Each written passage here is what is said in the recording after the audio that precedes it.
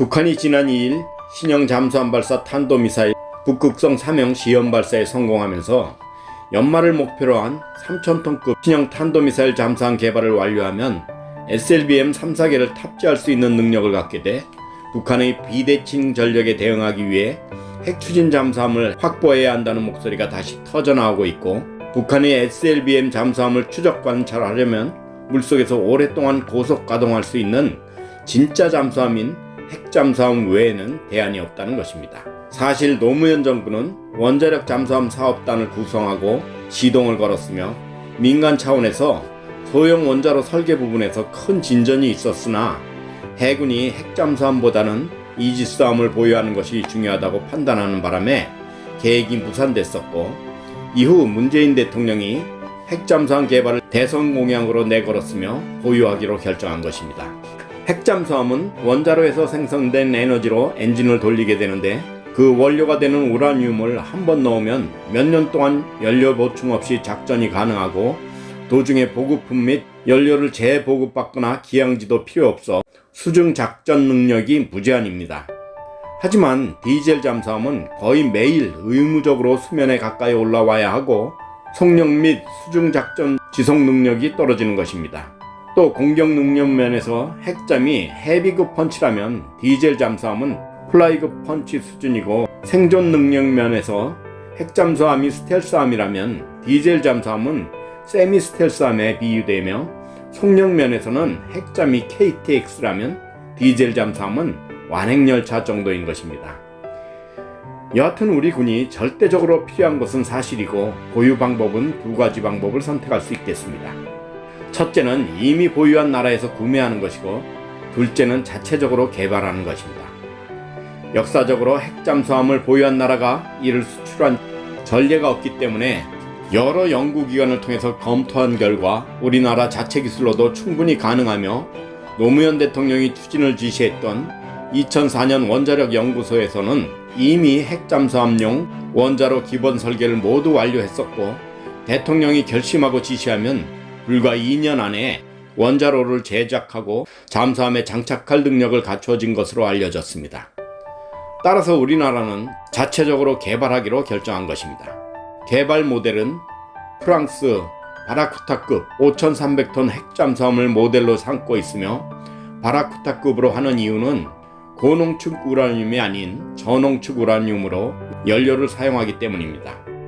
이미 우리나라는 오래전부터 원자로 기술이 세계적 수준이고 농축률이 20% 미만인 핵연료를 사용하는 만큼 고농축을 제한한 한미 원자력 협정 위배 논란을 피할 수 있기 때문입니다.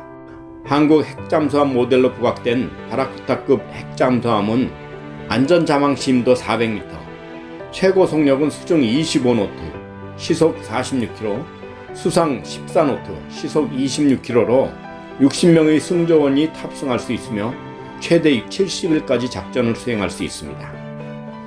그동안 우리가 드러내놓고 핵잠수함을 보유하지 못한 이유는 미국이 가장 큰 정책 기조인 세계적인 핵 확산을 반대하는 것인데, 동맹국에서 핵을 가진다는 것을 용납하지 않았던 것입니다.